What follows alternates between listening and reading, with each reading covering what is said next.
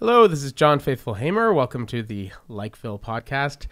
Today we're going to be talking with Professor Kimberley Manning, who is launching a political career as she teaches political science at Concordia University. Welcome, Kimberley. Thank you. Thank you for having me, John. So I have so many questions for you, but the first one, obviously, why have you decided to go into politics? Thank you. Well, there are many reasons. This is something that I've thought about for a long time. I thought that I might eventually find myself here at some point, but the events of the last few years have really reinforced for me that this is work I really, really want to do and keep feeling myself called into. Namely, so for the last 2 years, I did teach for many years in the Department of Political Science at Concordia, but I've also been directing the Simone de Beauvoir Institute at Concordia for the last 2 years. And I really found working at the Institute and working across the university, trying to build projects, particularly around equity and inclusion, that I was feeling and experiencing a lot more fulfillment doing that kind of work rather than necessarily being in the classroom and working on research, though those are both things that I love as well.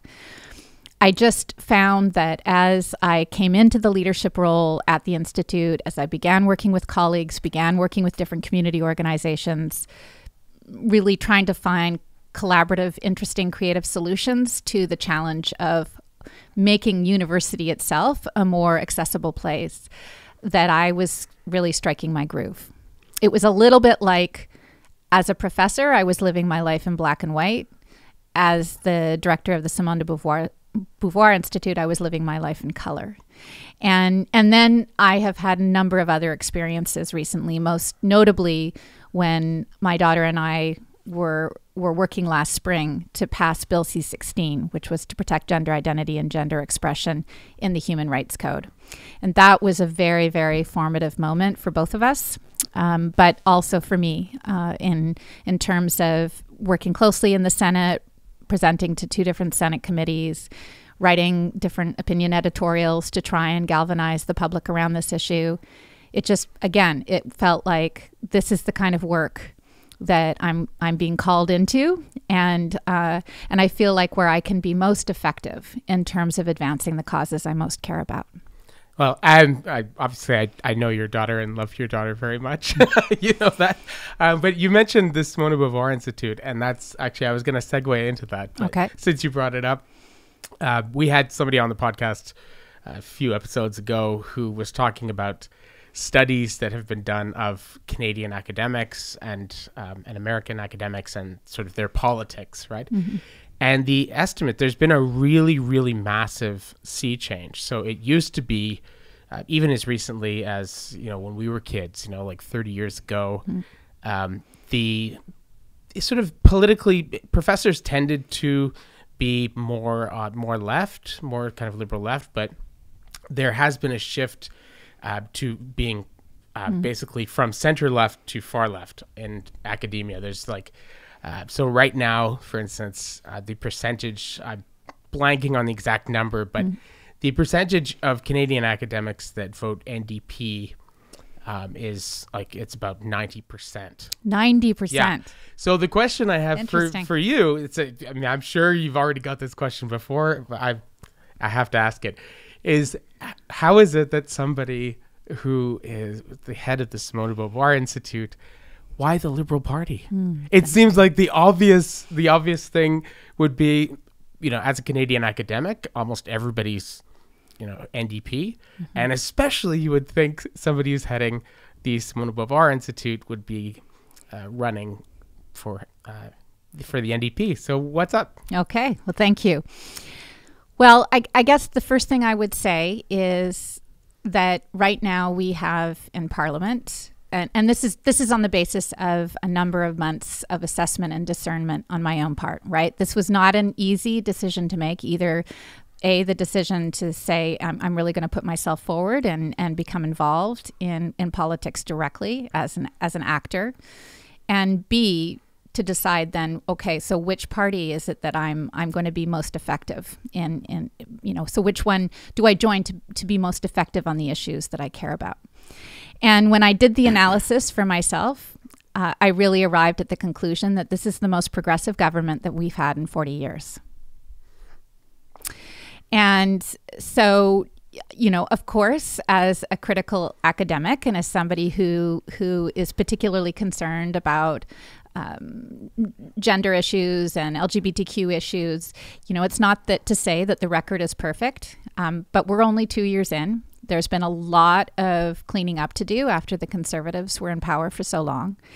And I have just met MPs and senators, one after the other, who I felt really embodied the principles and the know-how and the determination to realize the issues that I care about the most. I mean, with very little difference, I would say, from folks that I would find in the NDP. And so from that perspective, I feel like even though I of course, have great respect for all my NDP colleagues and you know, was a Jack Layton supporter as well, you know, and was very caught up in the Orange Wave myself. But I feel like right now is a different moment. And we have a government where I feel like we can really make a difference. And I feel like that there's a lot of great work that's been started, and where I can, I want to contribute to the deepening of that work. Okay, a couple of things. First of all, was one of the things that really bothered me about Harper was, you know, aside from what I thought about his politics, was the way that he governed, right? He had a very sort of winner takes all attitude towards politics. And so if you vote for me, I'm going to basically govern in the interests of my interest group or interest groups, right? And this to me seems to go very much against the parliamentary tradition. I mean, what if you see somebody like Edmund Burke in his famous speech to the electors of Bristol, he says, look, you can vote for me and I will represent your district as well as I can in Parliament. I will do my best to represent your interests, but I'm being elected to be a part of Parliament, and I have to think about the common good of the whole thing.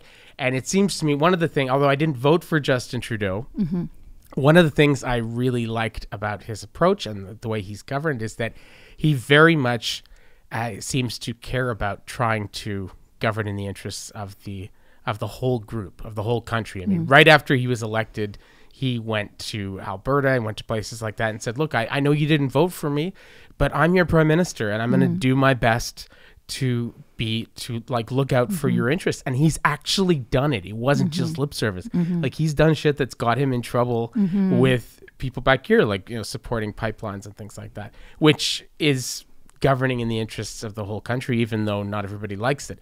So I'm wondering, well, first of all, what you think of that. And secondly, if you were elected as a member of Parliament, how would you sort of strive to transcend that kind of narrow, people call it identity politics. I don't want to go there because it's so loaded these days, because identity politics happens all over the political spectrum. Identity politics, as far as I can tell, well, you're a poli-sci person. It's basically corruption, right? In the classical sense, right? Corruption is when you take the interests of a part and you govern in the interests of whatever, the rich or the corporations, instead of governing in the interests of the whole. So, okay, so what do you think about that big tent approach, and how would you try and sort of live that out as a politician? Well, thank you for that question. I think, I mean, it's a big question, and I think that it deserves to be I'd like to come at that question from a few different locations. So first of all, I'd like to come at it from the question of the riding itself, right? So this is Outremont. It's a very large riding, more than 105,000 people. Crazy diverse. And crazy diverse. So right now we're doing this podcast in Mile End. You know, right down the street is my yoga studio, right? There's Temple Libre up here. There's around the corner, Ubisoft. Like, this is people call it the hipster part of the riding, right? So this is definitely what some people refer to as their idea of Montreal, right? This hipster Anglo Francophone, this melange of young coolness. But of course, then there's the old stock Outremont, right? Who have lived here, some for several generations, much more francophone, and particular sets of needs and interests that emanate from those particular commitments and understandings of who they are and where they feel like they fit with respect to this province and the rest of the country. And so Mailand and Outremont, and of course, overlapping those two, we also have the Hasidic community that plays at least it's very visible, and has some of the conflicts that have emerged, thankfully, that are now being, I think are now beginning to subside a little bit, perhaps under the new direction in the Outremont borough. So there's some really wonderful initiatives underway there, and really hoping that some of this vivre ensemble kind of work is really going to create some stronger bridges between the communities that are sharing these neighborhoods. But then, of course, there's Côte-des-Neiges. Côte-des-Neiges is half the riding in terms of population. They live in a much smaller area, much more dense, a much larger immigration, people who've recently arrived in Canada. And the problems are much greater, in no small part because the standard of living is much lower, right? So the poverty is much, much greater in Côte-des-Neiges. And in fact, my daughter, Flo, she's doing a social justice project right now, and she was comparing people's income across the riding, and you can see, right? Like you can visibly see how, whereas when we're in this part of the riding, or more like in Outremont, people, family household, $160,000 after taxes, and you get to parts of Côte-des-Neiges and it's $40,000 for the whole household, right? Mm-hmm. So when you're asking me about representing the whole, to me, that's a pretty big whole with very, very diverse interests and specific needs that require not just one person, but one person who can effectively be developing teams that are connecting with people and hopefully creating ways and means of addressing particular challenges, right? So for me, it's about process in part when I'm thinking about the riding and thinking about representing the whole riding. It's really about getting the right people in place, getting the right communication channels open, having good relationships with counterparts at the provincial level, at the municipal level, and in effect trying to come up with solutions on the basis of these relationships.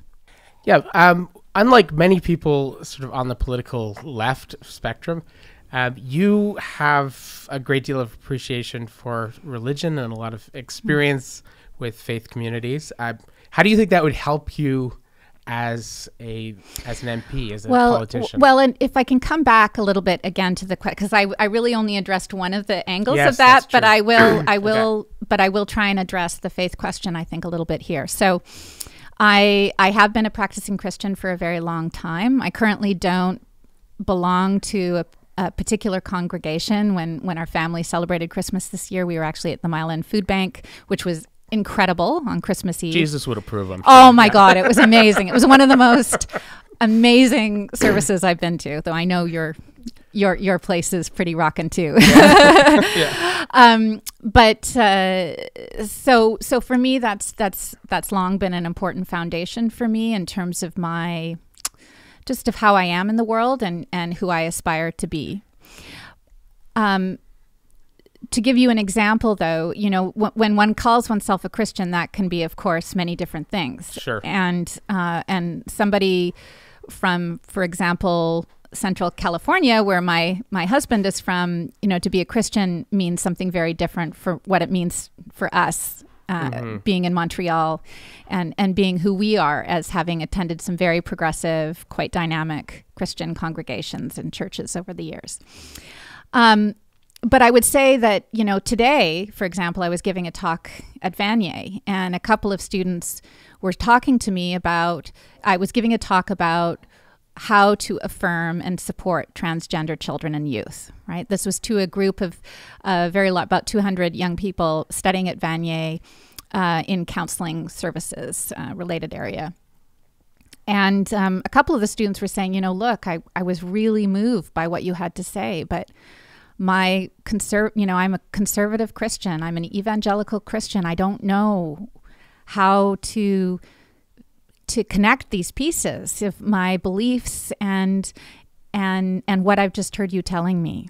And I know it's hard. It's a very hard challenge for some people, particularly who have more literal interpretations of the Bible or particular interpretations of the Bible that they think then leads them to a place of not being able to accept or support trans people, for example, or LGBTQ people. But for me, I actually really welcome these conversations, right? I feel like for me, that's an opening. It's an opportunity for conversation. I've always felt like in the context of being in relationship with with my husband, who comes from a much more religiously conservative background than I do, that I've been really enriched in some ways. It's been hard, very hard, don't get me wrong, at times. But I've also been very enriched by being in close relationship with people whose views of the world differ so drastically from mine. So I don't fear having those conversations, and it's not always easy. Even though it's not always easy as a policymaker, as somebody who's aspiring to represent the whole, at certain points I do need to make decisions, or I need to be part of decision-making processes, which they might feel doesn't include them. Nonetheless, I think it's really important to be open and to be listening and to be trying to understand where those perspectives come from and really how they inform who those people are and what they need for recognition, and I think recognition's really important. And if I can just say on that final note about representing all, and that, you were talking a little bit about feminism and LGBTQ issues as being potentially more identity politics. But framed as identity politics, and for me though, it's not really about a framing. It's two things. One is process. So like when I think about feminism, to me, I really think of it as a practice, right? And so it really informs, again, how I think and the kinds of ways I look at the world, and really how I aspire to teach and be connected with others. But I should also say that. When we talk about the kinds of work, for example, we'll take an example like national childcare. That to me is an important goal to try and work toward, that to me actually addresses, of course it doesn't address the needs of everybody in the country, but it actually provides a significant contribution to families, and of course particularly women, to be able to fulfill their life goals for themselves. And so for me, these aren't particular issues. These are actually quite large and significant and important for our entire future. But I think it's important that, and people like me need to be in a leadership role, in part to be able to talk with people about that and say, see what kind of impact this has had in Quebec over the last 20 years. We would all be better off if we had this nationally as well.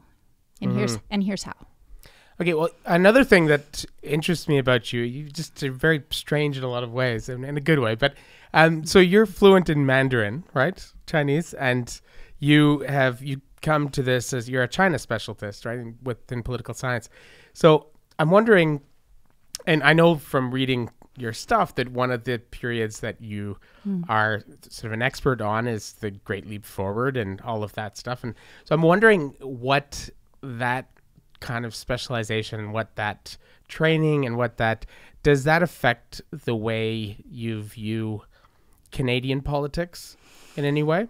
Like how does that shape the way you sort of maybe value certain things about Canadian political culture, or see dangers or opportunities on the horizon. Because I find very often, if people are, let's say if somebody is, their specialty is the Soviet Union, or totalitarianism, they tend to see totalitarianism around the corner all the time, right? If they whatever they study, it tends to sort of shape their, like, to give you an example, growing up here in Canada, I had no problem whatsoever with my son going into the cadets.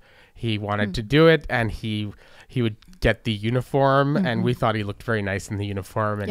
But we have people at our church who were absolutely horrified because they're German, and they grew up in post-World War II Germany, where you're not allowed to wear uniforms to anything, even for, they're so afraid of going down the kind of the Nazi route again, right? That they have a major hang up, right?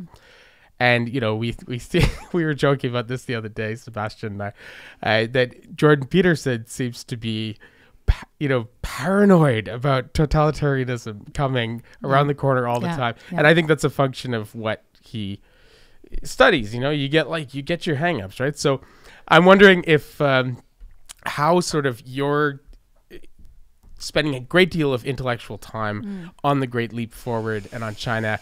Has that affected the way you think about Canadian politics at all? Thank you for that. Yes. And I think that has been emerging a little bit more strongly over the last 10 years. And you were asking me at the very outset, why liberalism, not the NDP, right? You must have taken a lot of heat for that. If they're not saying it to your face, they're saying it. Like, yeah, well, I'm a strong personality. Okay. So one of the things that I do feel like has been important for me, at least, and I'm really seeing this in terms of some of the work that I really value and I think is most important, and that is the liberal idea of respect for the individual. Okay. Now, I come to that, of course, with a very critical eye, with an understanding of how structural oppression, this is something that's very important to me in explaining some of the challenges that people face. And I really, so my discussion about the individual needs to be prefaced by that, right? Is really understanding that as well. And, of course, with respect to the Chinese Communist experiment that's now been going on the Chinese Communist Party was founded in 1921, right? So we're coming up on 100 years in the sense of at least the party's foundation. I feel like one of the things that has been absent in that context is that understanding of and respect for the individual, at least as part of the Chinese Communist Party ideology. Now, that doesn't mean that's the case, of course. There are many Chinese intellectuals and advocates, activists, and folks that have been involved in various movements over the last 100 years, including Chinese communists themselves, who really identified a much stronger role for the individual. But as I come into this work, I feel, and when I say this work, I mean this work of being a member of the Liberal Party and really trying to identify what's the kind of work we can do here. So for me, there are a couple of things that are really apparent. Recently, there's been a motion put forward to respect the rights of people who are working as surrogates, right? And to decriminalize that work. The MP House Father has been working on that most recently. And I myself want to work on the decriminalization of sex work, right? And that work, at least, has been... Amen. Yeah. About time. Yeah. And that's work that's been really led and argued for and campaigned for by sex work organizations, organizations that represent sex workers from across this country. And they're really approaching it from a labor rights perspective, right? That really say, look, we are workers, and our rights to safety and well-being need to be respected and protected, right? Mm-hmm. Rather than moralized away or hidden in the shadows or subject to, police surveillance and then all the dangers that associate with that. So I really feel like, again, we're in a good moment right now with this party, because I feel like on the one hand, there's an understanding and appreciation of and work to try and combat some of these really the collective forces of oppression that are at work, these structural forces, if you will. And on the other hand, a real recognition of and support for the rights of the individual. And that to me is a combination that is just key and one I can really get behind. And so when you ask about China, China was one of the most in the early 1950s, it was the most progressive country on the face of this earth as far as women's rights were concerned, and they made phenomenal shifts with respect to women during that decade. But at the same time, they're the same country that also plunged into famine in the wake of the Great Leap Forward, right, in which 30 to 40 million people perished. And so for me, there needs to be productive tension between, the rights of the individual and making sure that people can advocate for their rights as individuals and really clearly tackling these structural forces of oppression, which the Chinese were also trying to do. The Chinese communists were also trying to do at that time. Yeah, and they didn't do a very good job of it. But I know one thing that you're definitely going to get as a question. I might as well ask it. But is there are people who are critical of Justin Trudeau in particular and the Liberal Party in general say that, well, this is essentially a government right now that says all the right things and is very sort of politically correct in a certain way. But when it actually comes to what their policies are, it's just business as usual, and they're just going to do what they have to do to make the trains run on time, and they're not really there's not a lot of substance behind it. I've heard that from my friends and Mohawk friends in Ganawake. I've heard that from my Cree students, from my Inuit students. So that, Justin Trudeau, he'll show up, he'll cry, he'll sort of make all the right gestures, but there's no real change in terms of policy.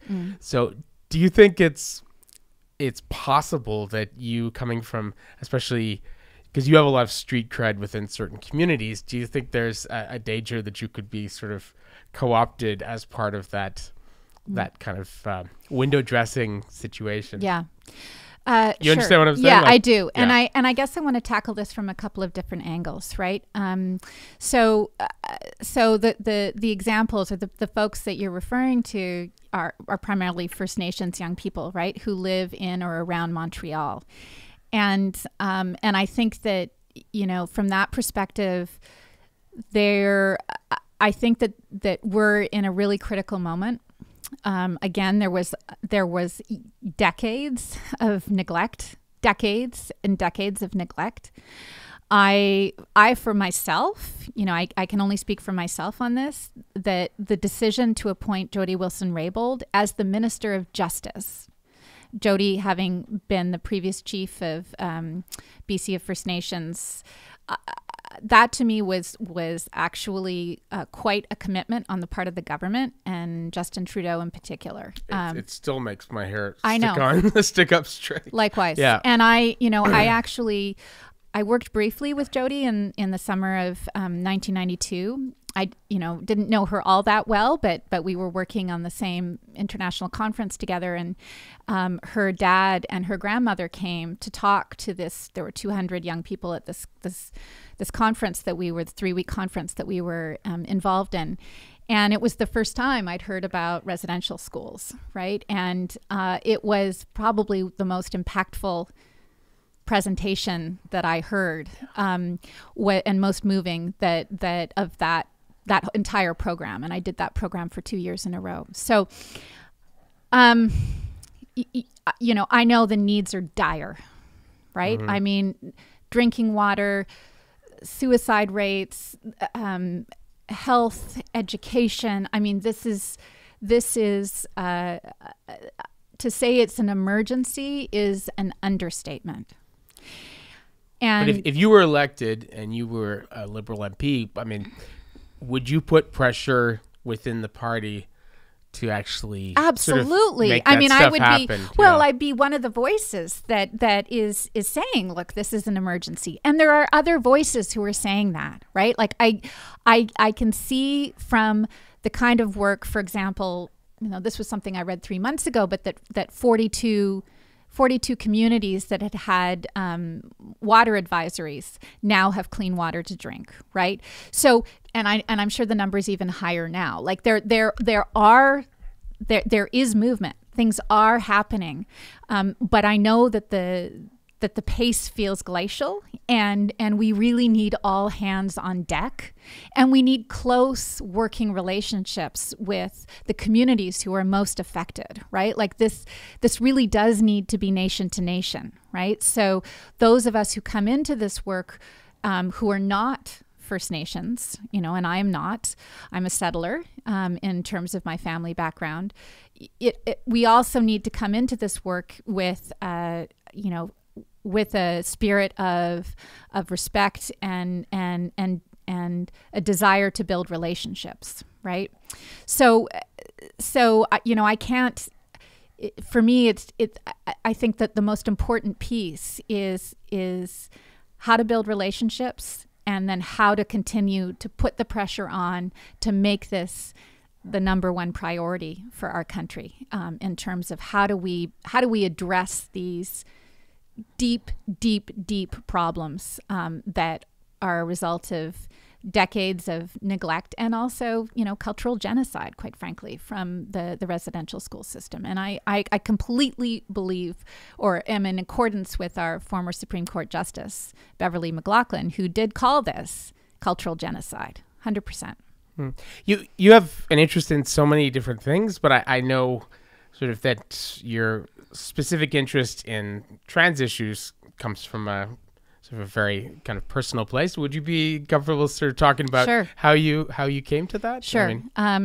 So my 12-year-old child, as you know, because my kids have attended day camp with you and Yes. your wife and your children, and so our family histories go back quite a few years now, thankfully. Because, truly, when my daughter was younger and we were looking for summer programs for her, it was one of the kind of vulnerable spots we had. Where do we send her where we know that she'll be safe in terms of camp programs? And that's because she's an out trans girl, right? And has been. She pretty much began to socially transition when she was 4 or 5 years old, which means she, although we thought she was a boy when she was born, by the time she was 4 years old, we were realizing that what was going on, that her gender expression was really quite innate to who she was, and that she was needing further support and capacity to be fully who she was. So I gotta say, I never told you this, but there's been a couple of skeptics, sort of friends of mine who hung around with your daughter for sort of 10 minutes when she was little, and we're like, oh my God, that's totally a girl. and they were like, yeah, okay. I was skeptical about this whole trans thing, but oh my God. It's it's pretty obvious. Yeah, it is. And so my own path has very much been marked by the, if you will, the emergency. And when I say emergency, I don't mean the sense that my own sense of alarm that my child might be transgender, when she was 4, or recognizing she was transgender when she was, 6 or 7, really kind of owning that fully by that point. But the emergency has been about how transphobic our society is. How do you raise a child who's trans in a transphobic society? And so that's really, when I talking about feeling called, but that's when I began to shift away from China, though I wouldn't have really recognized that at the time, but into a whole arena of social action. Your friends research. all recognized it. Yeah. Your publications changed. Yeah, they did a little bit. I know. Yeah. Into this whole other arena, and founding a new nonprofit organization, Gender Creative Kids Canada, and a website, and in effect giving, like earlier today, I was giving a talk at Vanier on how to affirm trans children and youth in clinical practice. And so my life fundamentally changed as a consequence of that, but also really opened me up, right? It really opened me up to letting go of a lot of my fears. I mean, this may also have just been my time of life, being in my mid-40s, my early to mid-40s, as this kind of my own career transition was taking place. But also, when I talked about moving from black and white to color, it was really saying, okay, I've spent a good part of my life feeling afraid of what other people are going to think of me, of making mistakes, not saying the right thing, hurting other people unintentionally. And I finally came to a point that, if we're going to see change, some of us actually have to take these risks, and it's not always going to be perfect, and it's not always going to be right. And so it's going to then require thinking things through again, talking with close friends and colleagues, and then trying again, right? But for me, that was a fundamental shift from moving from black and white to color, including the leadership work I've been doing at Concordia, but to be willing to get out there and make those mistakes in order to try and really create the change that we all need. But I do need to say too, because, I come back to this because I think it's so important that in my work, I feel like I have so many resources at my disposal that have in effect allowed me to become an advocate for my kid, and for in the context of this community as an ally, and working on these issues, going to the Senate. I'm a white woman, I have a PhD, I have financial resources, I have loads of social capital, and that's really enabled me to come public and in a sense dig deep into that sense of courage. Many people can't do that because of the lack of resources, because of racism, because of Islamophobia, or all these other things. So this is, again, why, for me, part of my work is figuring out how do I build partnerships with people who don't have access or don't have the same kind of access I do. As my mom always said, to whom much is given, much is required. Yes, indeed. Yeah. Exactly. And not as in a kind of charitable kind of way, but in like, how do we work together, right? How do we figure these problems out together? Mm-hmm. There was Jonathan Kay wrote a beautiful, it's sort of one of a classic of Canadian journalism in the last 20 years, but he wrote a wonderful piece on Justin Trudeau just before the election, actually. And he sort of talked about him, and he walked around with him, and he watched him campaigning and things like that. And he said that he has this quality where, and he was sort of psychoanalyzing him, and he said, as the product of kind of a broken home, divorced parents and stuff like that, he has this people-pleasing quality, and he wants everybody to get along, and he wants to bring everybody. And he said it's really, really sweet, but I wonder if this might prove a problem sometimes, And I gotta say, you coming from like sort of very hippie background, hippie parents. You're letting this out of the bag. Psychoanalyzing you here, but you come from such a hippy dippy kind of West Coast background, and also with a very similar. I couldn't help but thinking of that article when I heard that you were going into politics, and I thought, oh wow, that's going to be a similar dynamic. I'm wondering, because you've always struck me as somebody, you're extremely inclusive, you're very warm, you're very loving. And you kind of want everybody, you really want everybody to get along. You're very agreeable. I noticed this because I'm quite disagreeable. And so I'm wondering, what are you going to do? Because obviously part of political life is not everything is, we can't all get along sometimes. Sometimes it's zero sum. Sometimes somebody has to win and somebody has to lose. Somebody is going to just disagree with you and think you're absolutely wrong, and you're going to think they're wrong, right? So how do you think you're going to be able to, how are you going to deal with those things? Well, I think in the same way. Well, I mean, it's because you're not by nature mean. Okay. That's what I'm saying. So when I mean one of the first examples, you've already raised it. You know, my decision to become a liberal and work with the liberals, of course. I mean, my natural constituency are people from the NDP. Yes, absolutely. Right. Yep. So, I mean, by that note, and true, there will be some people who, you know, will not want to work with me as a consequence of my decision. But there are people who will and are working with me, even though, or maybe because I have made this decision and because I see that there's some really fantastic opportunities for continuing to move forward on a number of big issues. So I would say that for starters. But second of all, I'd also say that, you know, in terms of the capacity to come out with a strong response when it's needed. You know, I mean, you were just talking a moment ago, we were just talking about, you know, how will I reach people who maybe disagree with me? How do I bring those people close, you know, who may not be progressives like myself, right? Well, this is the flip of that, right? Mm-hmm. So, you know, and to that I say, you know, yes, in relationship building, you know, it's key where possible, but it's not always possible, right? So when I was in the Senate last spring, you know, there were about 4 or 5 senators who were bound and determined to block the passage of Bill C-16 and had successfully blocked it previously and had successfully used arguments that, in my view, were not only wrong, but dangerous.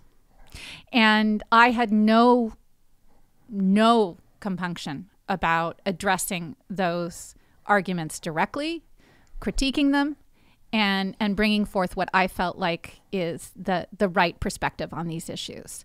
So when called for and when needed, can bring it. I can bring it, baby. And at the same time, you're right. My inclination is to build relationships. That's my starting point. But where that's not possible and where I feel like people are being severely harmed by what's happening, then, you know, then alternative approaches are warranted. Okay, well, what would you say to people like Jordan Peterson who thinks that even if these laws are well intentioned, that they can be used for evil, that they can be misused? And you know, I mean, he may be wrong about C-16, but I know that Laura Kipnis, who's a hardcore progressive academic feminist in the United States, she wrote a book that's just a harrowing tale about how she got caught up in I think it was Title 10 or Title 9. There was some laws that were passed under the Obama administration, which sort of declared a number of different statements as you could be called as creating an unsafe environment and like verbal violence on campus. And so just because of some things that she said in a class and just because of an op-ed she wrote to the New York Times, she was brought up on charges of gendered violence. And it cost her like about $500,000 in lawyer fees. And she was suspended from work. And she talks about how this absolutely insane Kafkaesque system that is set up. And she says, you know, I'm sure the people in the Obama administration who set this up, they were just trying to protect trans people. They were just trying to protect, you know, minorities and things like that. She goes, I'm sure they were totally well-intentioned, but they created a law that has done a great deal of evil. And she went around, and the book is, it's a very good book. Came out last year, and she went around to all these academics in the United States who've had their lives completely destroyed by this well-intentioned law. And this is Laura Kipnis, and has been in a number of interviews where she's been on the same panel with Jordan Peterson, and Jordan Peterson says, well, this is exactly why I'm against this. I mean, so how would you respond to things like that? So I haven't looked at the Laura Kipnis situation. I mean, I read it. I was following it a little bit when it was breaking at the time, and I haven't followed it. I have not read her book, nor have I read Jordan Peterson's book. He doesn't talk at all about the law or trans issues, even once in the book. Yeah. Okay, but I will come back to that in a moment. So I can't speak specifically to that piece. So what I would say is that, first of all, when we're talking about Bill C-16, the issue here is actually, I think it's best to compare it with when cases have come up in which repeated harassment, workplace harassment, for example, when, say, a male boss continually calls a younger female staffer, for example, honey pie, despite her repeated assertion, actually, my name is Laura, it's not honey pie, please call me by my name, right? And we can go on from there, but that kind of intentional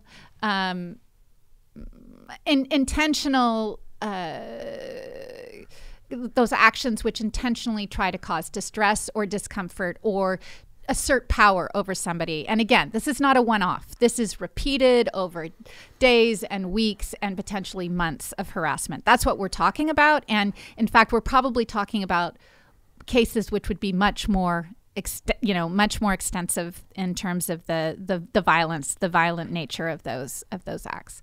And by that I mean, in words and exchanges with the individual. So the kind of the presentation was made by Jordan Peterson in that forum really had no basis in reality.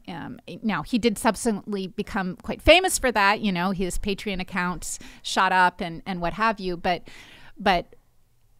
there was very little, I felt like, that he brought to the table in terms of that discussion. And ultimately, the senators agreed, right, in terms of their final analysis of how that bill, once it became law, would work. There's very little danger, I think, of the kinds of things that you're alluding to in terms of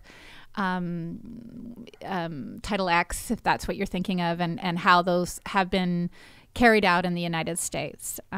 Now, when you're talking about the university and the kinds of conversations we can have in the university, what's possible at this moment in time, what may be more difficult to talk about. Yes, I mean, we are in a moment where it can be hard to talk about some issues, right? Because I think that we are in a moment where there's greater sensitivity now than there's ever been before.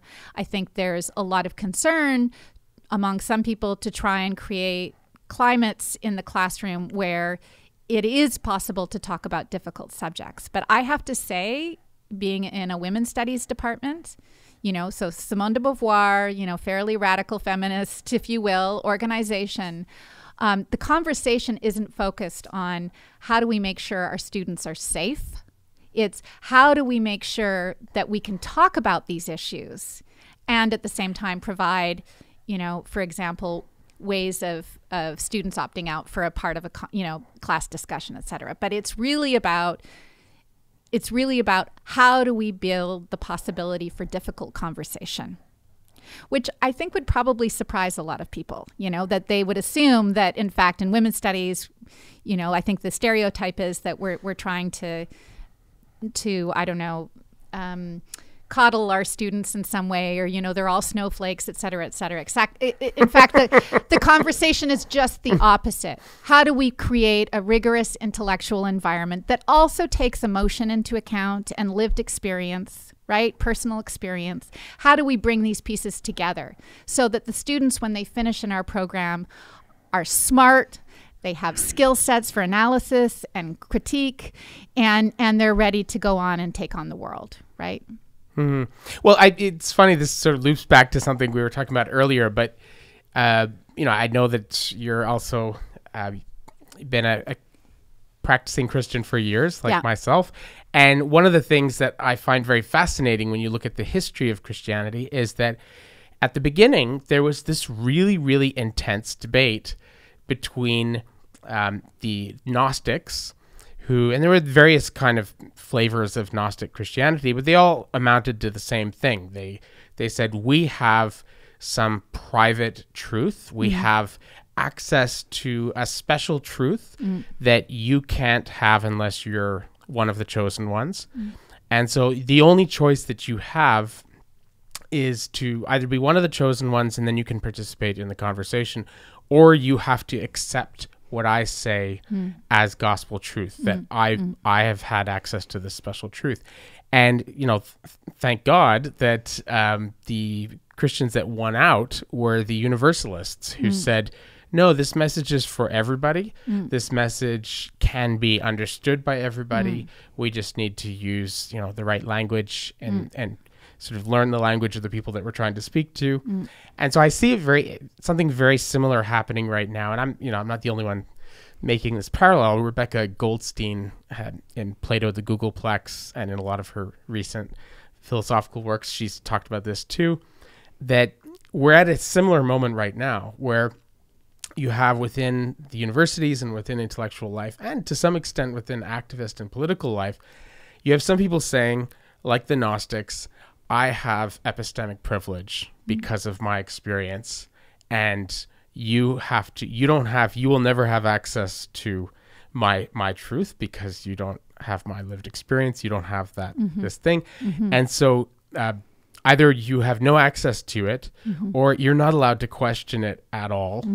And you have to just accept what I say at face value, right? Which would seem to sort of unravel a lot of the basic assumptions of what democracy is about, what humanism is about. I mean, our society is to some extent based on the idea, as expressed by the Roman poet Terence, I am human and therefore nothing human is foreign to me. So I'm wondering how you would, going into politics in a parliamentary democracy, which is committed to the idea that despite having huge differences between indigenous communities, French, English. I mean, we're a really complicated country, right? But our country's based on the idea that despite all of these differences, we can talk to each other. Right now, the challenge that is brought against women's studies and other groups like that is that they're basically championing a new Gnosticism, right, which undermines the very project of democracy in the university. I mean,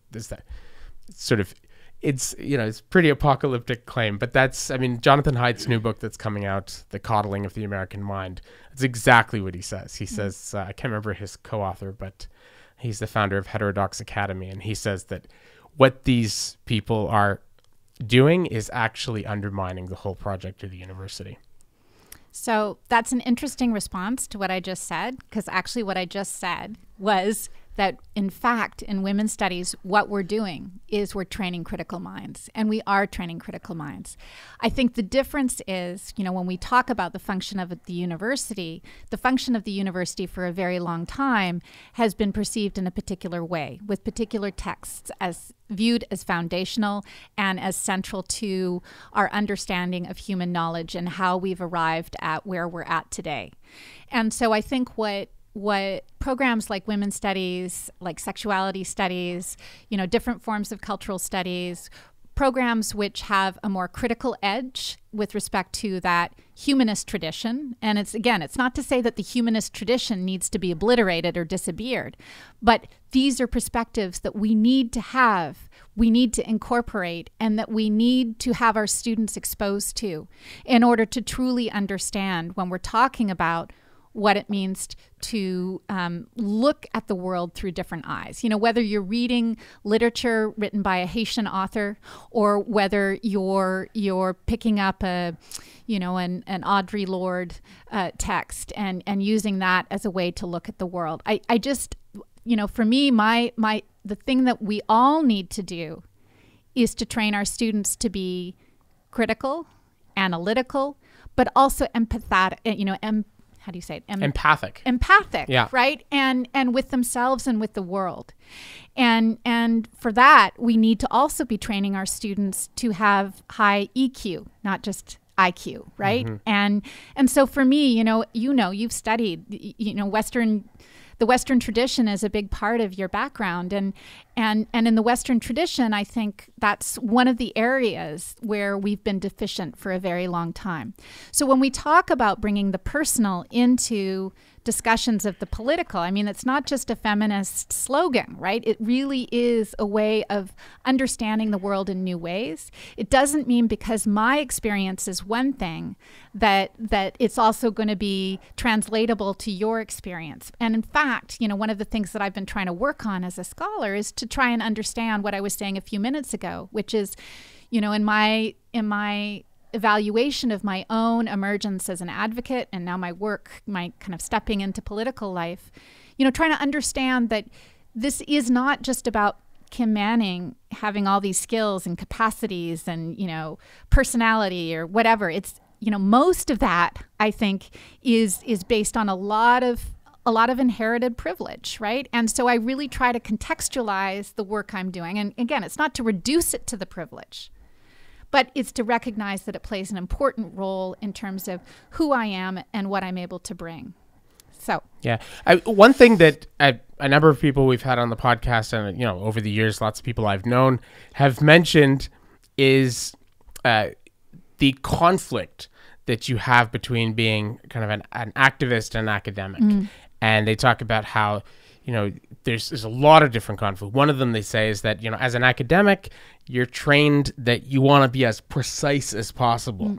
You want to get it right. You use the precise terminology, right? And they said, well, unfortunately, if you're an activist, to quote Karl Marx's famous line, like, philosophers have hitherto only interpreted the world. The point is to change it, right? So if you're an activist and you want to change the world as opposed to just interpreting it in a very kind of precise way, they say, well, sometimes you have to go with the less precise language, which is going to actually communicate to people because you want people to understand what you're saying more than you want to be right or precise, right? So, and that's just one example. There's many examples of a conflict between sort of an activist temperament and an academic temperament. I mean, probably the most famous within your profession articulation of this would be the great German sociologist Max Weber, right? With that essay he wrote on what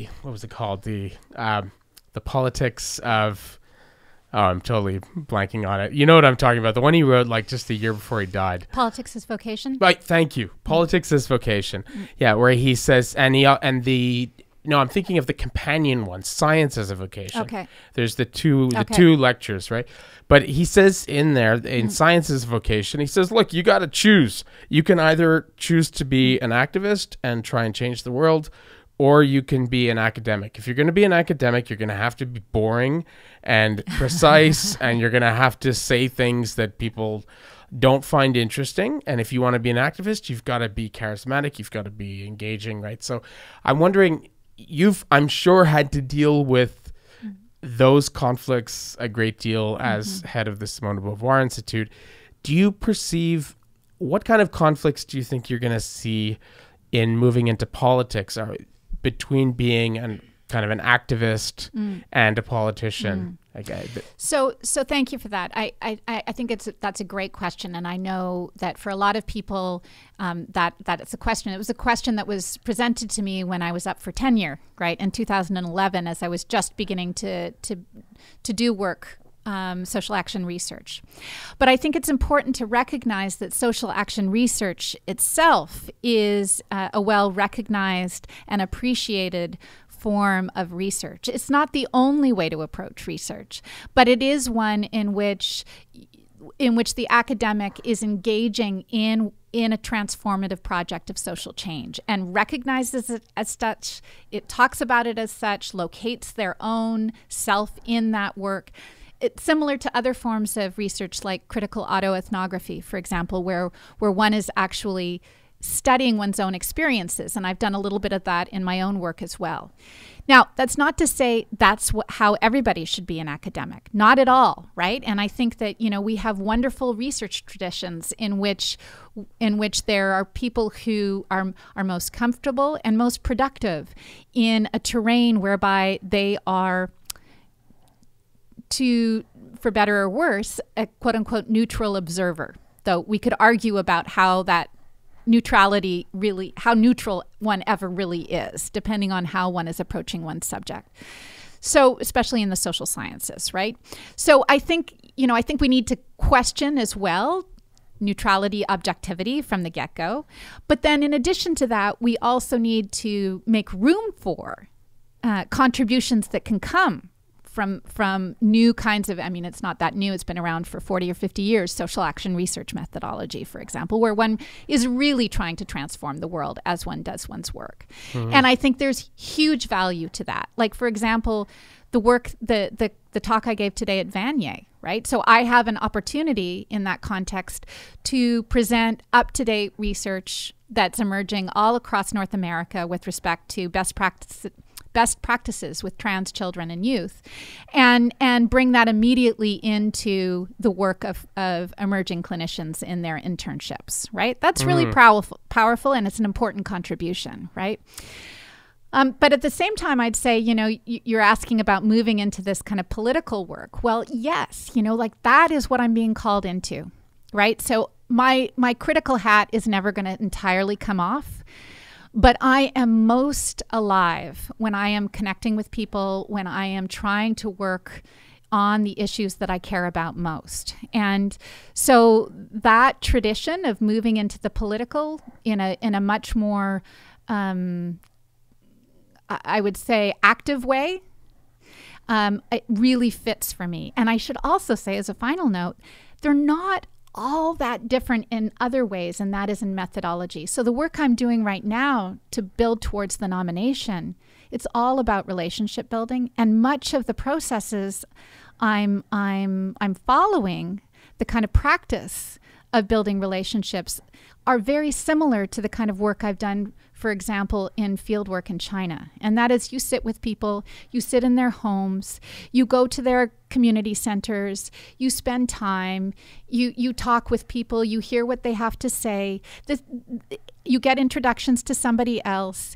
you're building connections slowly but surely. And that is something that comes directly out of my China experience, and in that, spending time, particularly in villages, building relationships. Yeah, I actually don't see such a big disconnect between those things at all. Where I teach out at John Abbott, we're right next to McGill's McDonald campus. Yeah. And they do all their agricultural science out there. And so they'll be in the classroom, a bunch of grad students, and they're theorizing about how something can work. Yeah. And then they go in the lab and they splice some stuff together. Yeah. And then they go out into the fields and they plant it. Yeah. And they go and see how it works. Yeah. Right. So there's no disconnect between what they're reading in journals, what they're talking about in conferences, what they talk about in the classroom, and like actually trying to see how this plays out in the real world. Right. So I see that makes a great deal of sense to me. When you were saying about best practices, there's two things I want to say. First of all, about best practices with trans kids. Yeah. We had somebody on the podcast just recently, Jonathan Kay, actually, and he said, well, problem I have with this sort of trans activism is, he said, I think it I see in Toronto, it kind of takes it too far. And so now in many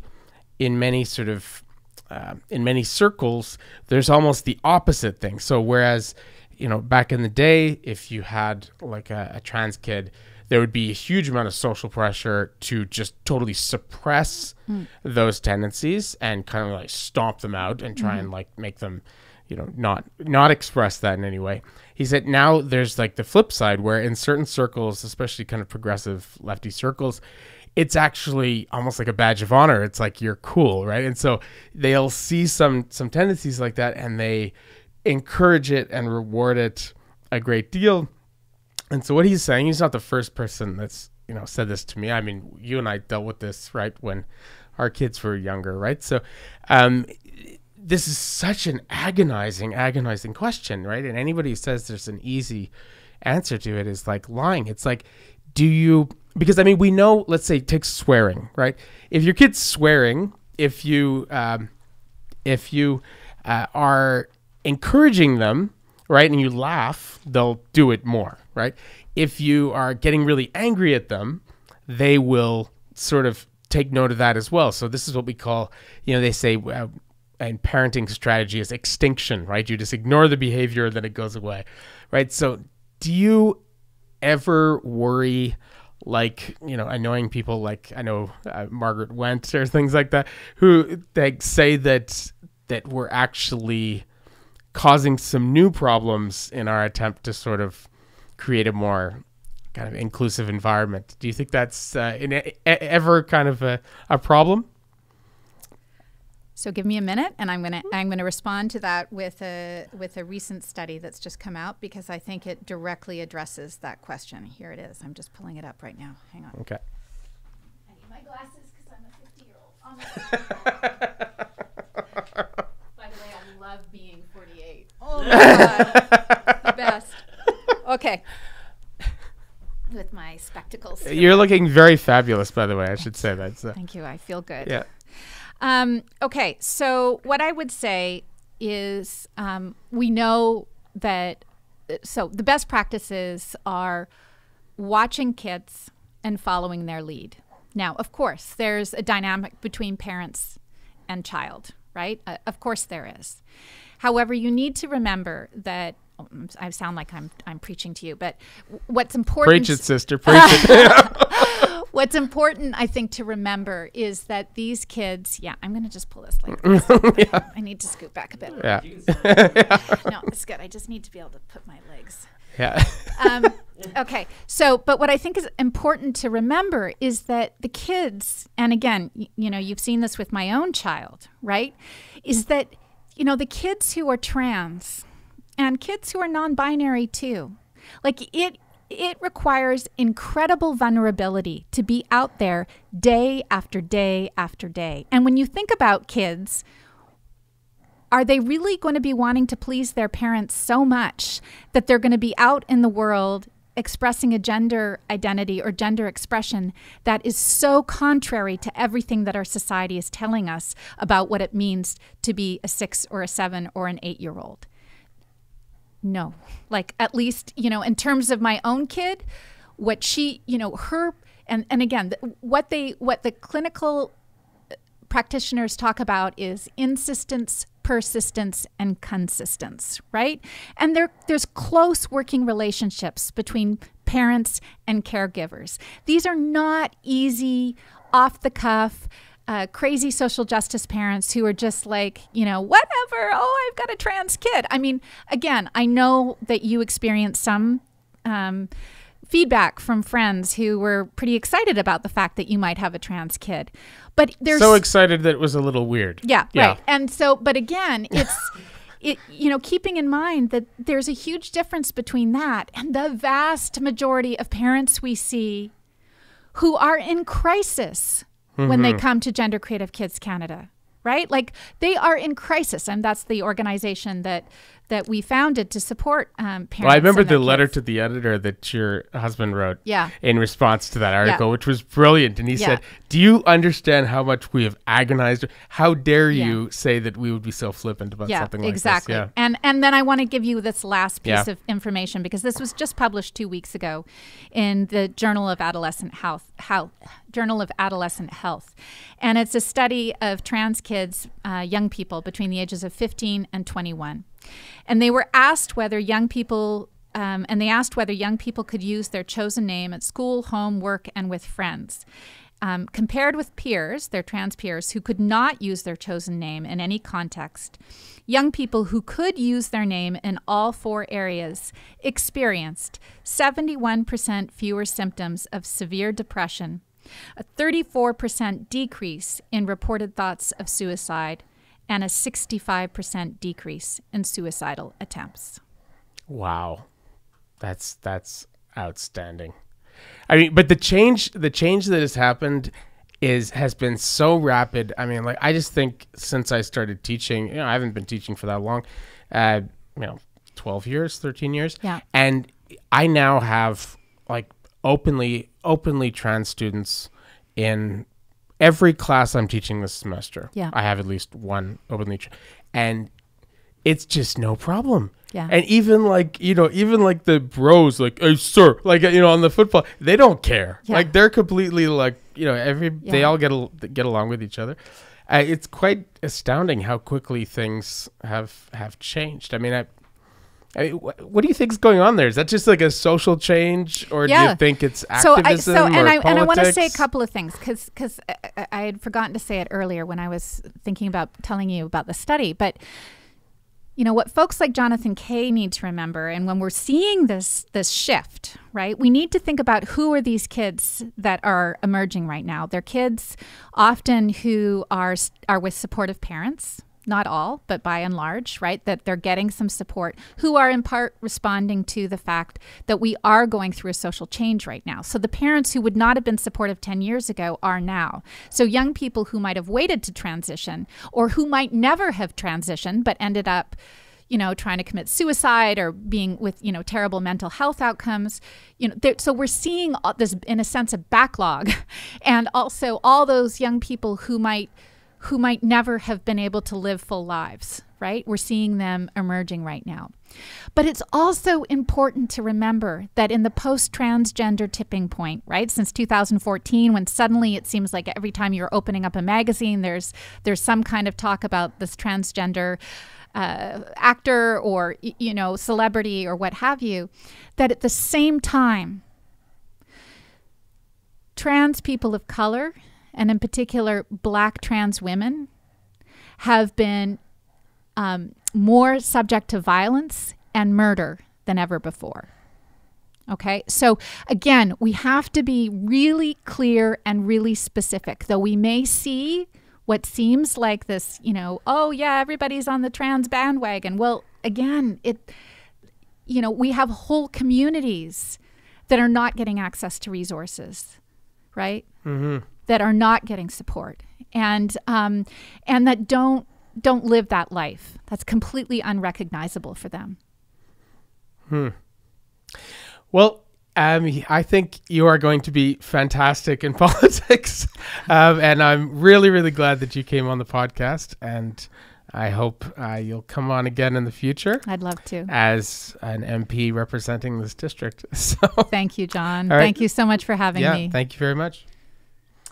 Oh, yes. Also, please be sure to like our podcast on iTunes. And if you want to support the podcast in a more tangible way, you can support our Patreon account, because Sebastian has to eat. And he does so much work for this. And so, come on, you don't want him to be homeless anymore.